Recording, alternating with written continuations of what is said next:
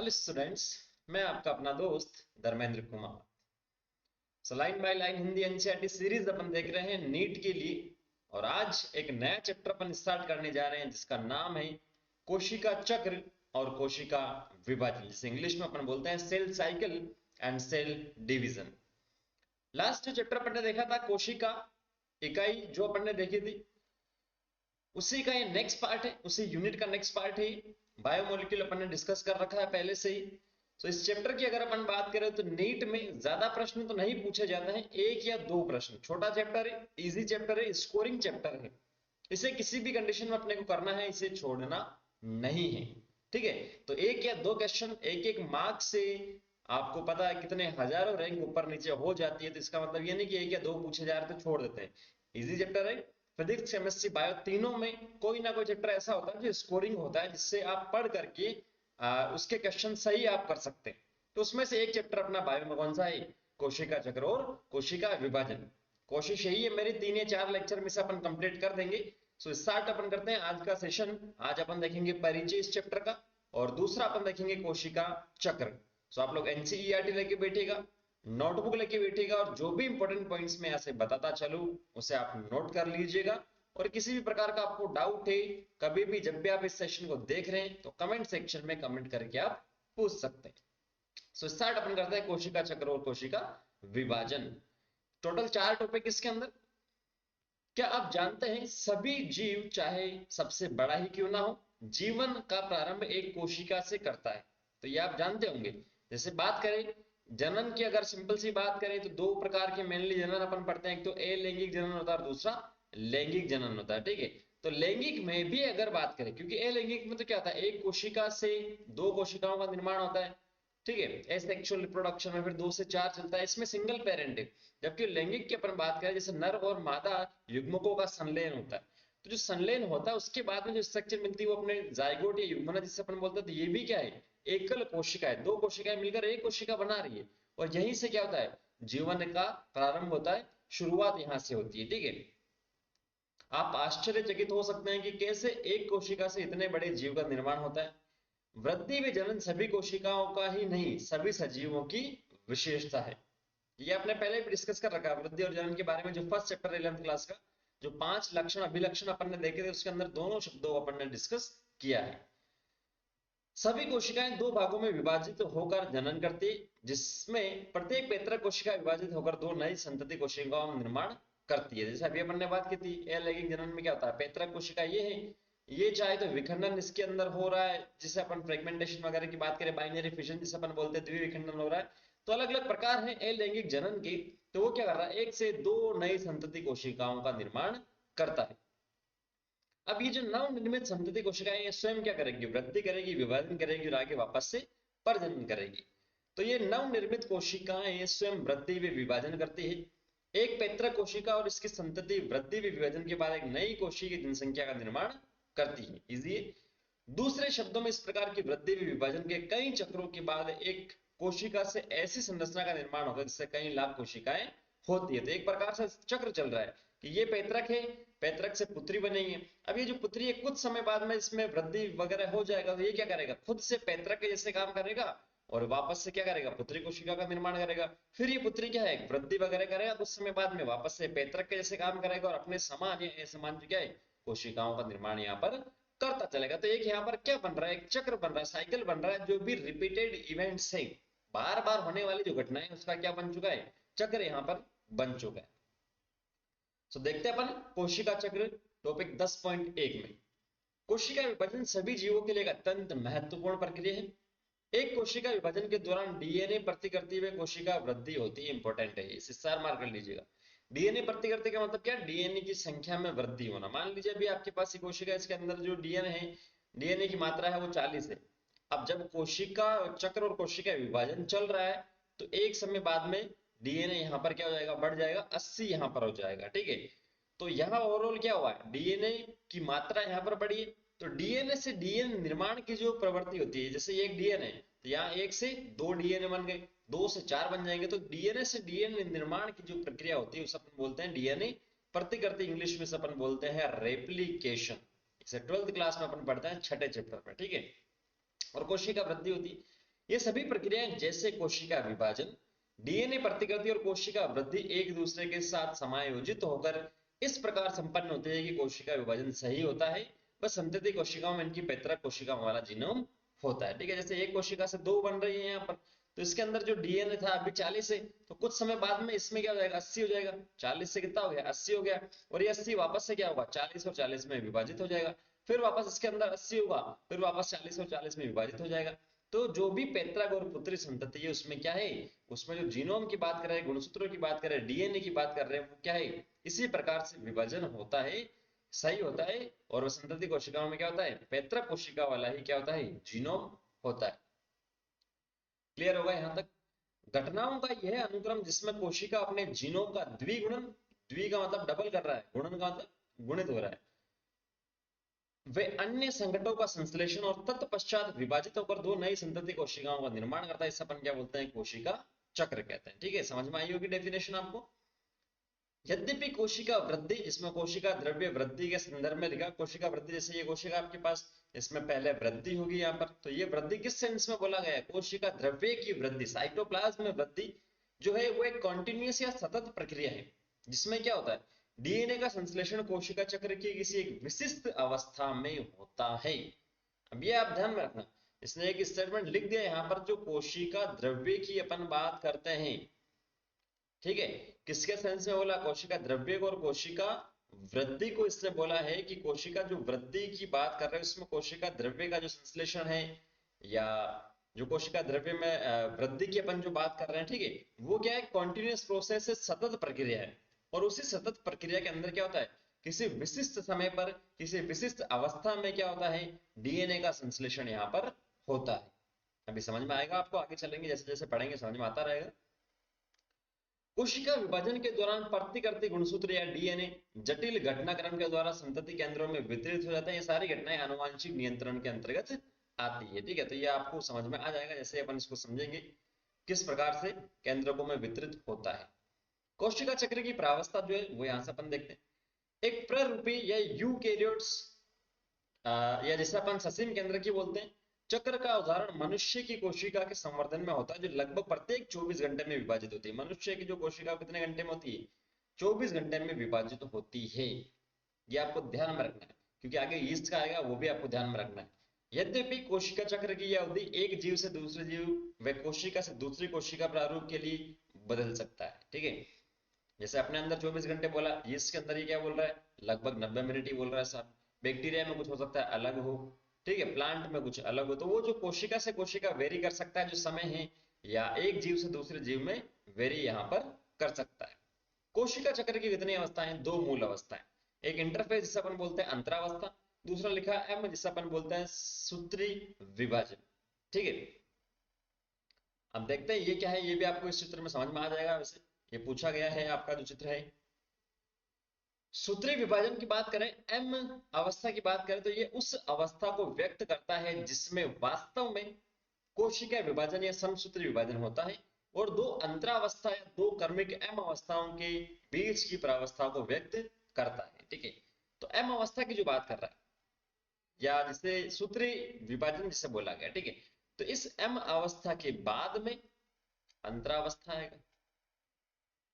ठीक है, अंतरावस्था आएगा, और इस एम अवस्था से पहले भी क्या आएगा, अंतरावस्था आएगा। आ रही बात सुन, नहीं आ रही, या मैं कह दूं कि ये आपके पास सूत्री विभाजन आया, उसके बाद में क्या आया, अंतरावस्था आई, उसके बाद में वापस से क्या आया, सूत्री विभाजन आया, उसके बाद में वापस क्या आई, अंतरावस्था आई। तो अंतरावस्था एक्चुअल में है क्या, दो एम अवस्थाओं के बीच की जो अवस्था है अंतरावस्था। यहां पर भी आप देख सकते हैं, ये अंतरा के बाद में एम आएगा, तो इस एम और इस एम के बीच में क्या है, अंतरावस्था। तो यही तो ये बोल रहा है कि दो कर्मिक एम प्रावस्थाओं के बीच की प्रावस्था को क्या कर रहा है, ये व्यक्त कर रहा है। बोलो हाँ या ना, क्लियर होगा इतना सा पॉइंट। ठीक है, नहीं हो तो कमेंट करेंगे, पैसा नहीं लग रहा है कमेंट करने के। यह ध्यान देने योग्य महत्व की बात है कि मनुष्य की कोशिका की औसतन अवधि जो है 24 घंटे की कोशिका चक्र में कोशिका विभाजन सिर्फ लगभग 1 घंटे में पूर्ण हो जाता है। तो जो दो अवस्था की बात कर रहे हैं उसमें जो अंतरावस्था और जो परावस्था लिखा है, ये लगभग 1 घंटे में पूरा हो जाता है। बाकी जो बचे हुए समय है वो किसमें जाता है, अंतरावस्था में जाता है, इंटरफेज में जाता है मनुष्य में जो विभाजन हो रहा है कोशिका चक्र, ठीक है। तो जिसमें कोशिका चक्र की कुल अवधि की 95% से अधिक की अवधि क्या होती है, अंतरावस्था में ही व्यतीत हो जाती है। बोलो हाँ या ना, क्लियर है? नीट की कसम है, क्लियर नहीं हुआ तो बताएं। एम प्रावस्था का आरंभ केंद्रक के विभाजन कैरियोकाइनेसिस, ये मैं बार बार आपको बताता आ रहा हूं, जहां पर भी कैरियो शब्द लिखा था उसका मतलब क्या होता है, उसका मतलब होता है न्यूक्लियस, और काइनेसिस जो लिखा उसका मतलब है विभाजन। तो न्यूक्लियस का विभाजन, केंद्रक का विभाजन जो है वो यहाँ पर कैरियोकाइनेसिस या केंद्रक विभाजन जिसे बोलते हैं। तो एम प्रावस्था का प्रारंभ जो है किससे होता है, कैरियोकाइनेसिस से होता है, जो कि संतति गुणसूत्र के पृथक्करण या सूत्रीय विभाजन के समतुल्य है, और इसका अंत कोशिका द्रव्य विभाजन से होता है। तो आपको सिंपल सा ध्यान में रखना, दो अवस्था आती है, एक तो आती है कैरियोकाइनेसिस, जिसमें कैरियो का मतलब होता है केंद्रक का विभाजन होगा, उसके बाद में आता है साइटोकाइनेसिस, जिसे अपन बोलते हैं कोशिका द्रव्य विभाजन। जैसे ये कोशिका है, इसके अंदर ये केंद्रक है, तो एक से दो कोशिकाएं अगर बन रही है तो केंद्रक भी कितने बनेंगे, दो बनेंगे, ठीक है। तो ये कैरियोकाइनेसिस हो गया सिंपल सा, और डिटेल से आगे बता रखा है, चिंता मत करो। और ये आपके पास कोशिका में क्या, कोशिका द्रव्य है, तो जितनी भी सारी लिविंग रिएक्शंस हो रही है, उपापचय प्रक्रिया हो रही है, उसमें कोशिका द्रव्य का रोल है। तो इस कोशिका द्रव्य का विभाजन करना भी जरूरी है, तो एक से दो में कोशिका द्रव्य का विभाजन भी होता है, उसे अपन बोलते हैं साइटोकाइनेसिस या कोशिका द्रव्य विभाजन, ठीक है ना। तो ये जो कैरियोकाइनेसिस है, इसकी टोटल 4 परावस्थाएं अपने पास आती है, जैसे इस चित्र के अंदर आप देखेंगे तो आपको समझ में आएगा। ये एम प्रावस्था है, और यहाँ आप देखेंगे ये जो G1 S और G2 लिखा है, ये तो आपके पास क्या अंतरावस्था की 3 अवस्थाएं हैं। यहाँ 3 अवस्थाएं आती है कैरियोकाइनेसिस की, जो है पूर्वावस्था, उसके बाद में आता है मध्यावस्था, उसके बाद में आता है पश्चावस्था, और उसके बाद में आता है अंतरावस्था, ठीक है। उसके बाद में क्या आता है, अंतरावस्था। तो 4 अवस्था इसकी होती है, ये अभी केवल शब्द ही आपको ध्यान में रखने, जैसे इसको पढ़ेंगे सब कुछ क्लियर यहां से करवा दूंगा मैं, चिंता की बात नहीं है। तो अंतरावस्था को विश्राम प्रावस्था भी कहते हैं। क्या बोलते हैं, विश्राम अवस्था, रेस्टिंग फेज भी से अपन बोलते हैं, कोशिका आराम करती है लेकिन इसके अंदर वृद्धि होती है। यह वह प्रस्था है जिसके अंदर कोशिका विभाजन के लिए तैयार होती है, उस दौरान क्रमबद्ध तरीके से कोशिका वृद्धि होती है, और डीएनए का क्या होता है, प्रतिकृतिकरण होता है, मतलब डीएनए का अमाउंट यहाँ से बढ़ता है, ठीक है।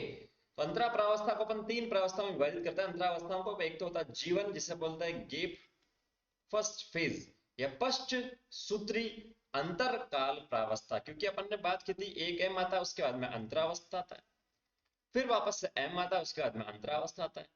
तो अंतरावस्था के अंदर भी आप क्या बोल रहे हो, 3 प्रावस्थाएं हैं, G1 S और G2। तो ये M था जिसे अपन ने बोला था सूत्री, तो सूत्री के बाद में पश्च में आ रहा है, तो वो क्या हो गया, पश्च सूत्री अंतरकाल प्रावस्था, ठीक है। ये वापस M यहां पर आ रहा है, और अंतरावस्था की सबसे लास्ट कौन सी, G2 है। तो M से पहले आ रहा है G2, तो इसे आपने क्या बोला, पूर्व सूत्री विभाजन अंतराकाल प्रावस्था। बोलो नाम क्लियर है, क्लियर होंगे। और बीच में जो लिखा है वो क्या है, संश्लेषण, ये G1 हो गया, ये G2 हो गया, और ये संश्लेषण यहाँ पर हो गया सिंथेसिस, जिसे अपन बोलते हैं। G2 का मतलब गेप 2, ठीक है। पश्च सूत्रीय अंतरकाल प्रावस्था G1 फेज समसूत्रीय विभाजन एवं डीएनए प्रतिकृतिकरण के बीच के अंतराल को प्रदर्शित करता है। अब ये देखिए क्या क्या इसके अंदर रोल है G1S और G2 का। G1 प्रावस्था में कोशिका उपापचयी रूप से सक्रिय होती है और लगातार वृद्धि करती है, परंतु इसमें डीएनए प्रतिकृति नहीं होता। तो वृद्धि तो होगी, जो फेज है अंतरा प्रावस्था की बात करें, इसमें पहले ही अपन ने बोल दिया क्या होती है, कोशिका वृद्धि होती है, लेकिन सबके अंदर डीएनए का प्रतिकृतिकरण नहीं होता। ऐसा नहीं कि G1S और G2 तीनों में ही क्या होगा, डीएनए का प्रतिकृतिकरण होगा, तो ऐसा नहीं है। तो इसमें कोशिका वृद्धि होती है लेकिन डीएनए का प्रतिकृतिकरण नहीं होता।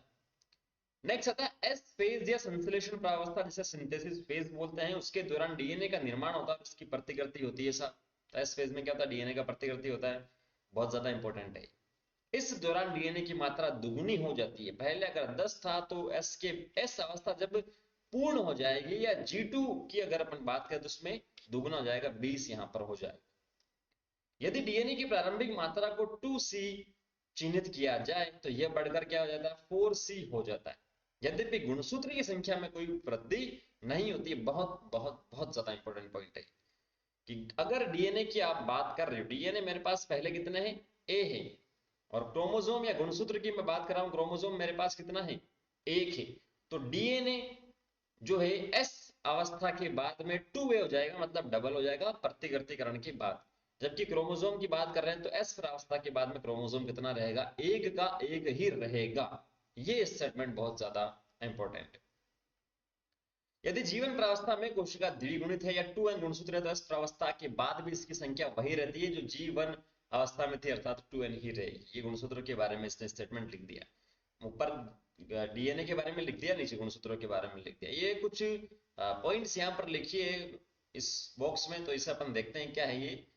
वैसा तो इंपॉर्टेंट नहीं है, इसमें कुछ क्वेश्चंस पूछे, अगर आपको इन क्वेश्चंस में प्रॉब्लम हुई एनसीईआरटी पढ़ते हो तो आंसर इन्हीं के अंदर है।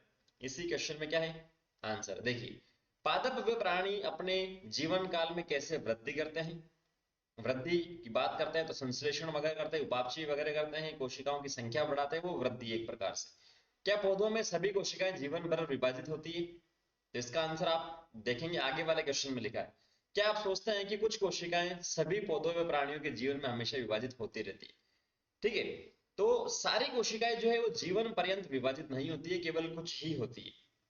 आप उच्च कोटि की पादप में उस उत्तक का नाम व स्थान बता सकते हैं जिसकी कोशिकाएं जीवन भर विभाजित होती है, तो इसका आंसर इन्होंने लिखा है कि शीर्षस्थ कोशिका में पाए जाने वाली कोशिका जीवन भर विभाजित होती है, इसीलिए उन्हें अपन बोलते हैं विभज्यते की कोशिकाएं। बोलो आंसर इसके अंदर लिखा है, कोई दिक्कत नहीं है। क्या प्राणियों में भी ऐसा ही विभज्यते उत्तक मिलता है, बताओ। आपने पढ़ रखा है विभज्यते उत्तक, आपने छठा चैप्टर पढ़ रखा है, आपने 7वां चैप्टर पढ़ रखा है उत्तकों वाला। टर्मिनल पार्ट में विभज्यतक की जो अपन बात करते हैं शीर्षस्थ आपने पढ़ा है, पार्श्व आपने पढ़ा है। तो इसका आप आंसर कमेंट सेक्शन में कमेंट करके बताएंगे अगर आपको याद है तो, और नहीं है तो भी आप मुझसे पूछेंगे, तब मैं आपको बताऊंगा कि कितनी आपकी तैयारी और कितना नहीं आंसर मैं बता दूंगा। ठीक है, इस क्वेश्चन को भी आप देखो यहाँ पर। इससे पहले स्टेटमेंट पढ़ लेते हैं। प्राणी कोशिका में एस प्रावस्था के दौरान केंद्रक में डीएनए का जैसे ही प्रतिकृतिकरण होता है वैसे ही तारक केंद्र का कोशिका द्रव्य में प्रतिकृतिकरण होने लगता है। तारक केंद्र आपने पढ़ा है कोशिका वाले चैप्टर में, तारक का है तारक केंद्र, जो कोशिका विभाजन में हेल्प करते थे। जब डीएनए का प्रतिकृतिकरण होता है एस फेज में, तो आपसे पूछेगा उसके अलावा भी कोई इवेंट होता है क्या एस फेज में, हाँ होता है। तारक केंद्र का भी प्रतिकृतिकरण होता है, वो भी 1 से 2 हो जाता है। कोशिका वृद्धि के साथ सूत्र विभाजन तो G2 प्रावस्था के दौरान क्या होता है, प्रोटीन का निर्माण होता है। आरी बात समझो, इसमें भी किसी प्रकार का संश्लेषण नहीं होता, प्रोटीन का निर्माण होगा, सब डीएनए वगैरह की कोई बात नहीं कर रहे। देखो, आप प्याज की जड़ के शीर्ष पर पाई जाने वाली कोशिका में सूत्री विभाजन का अध्ययन कर चुके होंगे। हाँ, तो कर लिया आपने छठे चैप्टर में शीर्षस्थ का। इसकी प्रत्येक कोशिका में 16 गुणसूत्र होते हैं। क्या आप बता सकते हैं कि जीवन अवस्था एस व एम प्रावस्था के बाद कोशिका में कितने गुणसूत्र होंगे। तो अभी तो अपन ने बात की थी गुणसूत्रों की संख्या में क्या कोई परिवर्तन होता है, वृद्धि होती है क्या साहब, नहीं होती है। यदि कोशिका में एम प्रावस्था के बाद डीएनए की मात्रा 2C है तो जीवन एस और G2 प्रावस्था में के बाद इसकी कितनी मात्रा होगी, तो ये आपको इस पैराग्राफ को पढ़ करके आंसर मुझे बताना है। बता दिया है मैंने कि गुणसूत्र और डीएनए में कैसे वृद्धि होती है और कैसे नहीं होती। अरे क्लियर तो होगा ना यार, नहीं होगा तो फिर कैसे बताओगे, बताओगे आंसर तो बताना सिंपल सा। ये पहले तो इसने बोल दिया गुणसूत्र का, तो आंसर मैंने बता दिया सर। अब डीएनए का तो बता ही सकते हो यार, एम के बाद में जो लिखी अंतरावस्था में 2C है तो जीवन एस और G2 में कितनी होगी सर, बताओ। कमेंट सेक्शन में करके बताएंगे, देखते हैं। जो सही बताएगा उसको मेरी तरफ से एक Cadbury dairy milk by post भिजवा दूंगा, चिंता मत करो। फ्रूट प्राणियों में कुछ कोशिकाएं विभाजित नहीं होती है, जैसे हृदय कोशिकाएं कार्डियक जो सेल से विभाजित नहीं होती और अनेक दूसरी कोशिकाएं यथाकथा विभाजित होती है। ऐसा तब ही होता है जब क्षतिग्रस्त या मृत कोशिकाओं को बदलने की आवश्यकता होती है। ठीक है, बहुत सारी कोशिकाएं ऐसी होती है जो विभाजित नहीं होती, लेकिन कुछ कोशिकाएं ऐसी भी होती है जो विभाजित हो जाती है अगर उसमें किसी प्रकार की चोट लगी है, डैमेज उनके अंदर हुआ है या वहां उनको रिप्लेस करने की जरूरत है। तो ये कोशिकाएं जो आगे विभाजित नहीं होती है जीवन अवस्था से निकलकर निष्क्रिय अवस्था में पहुंचती है, जिसे अपन बोलते हैं कोशिका चक्र की शांत अवस्थाएं।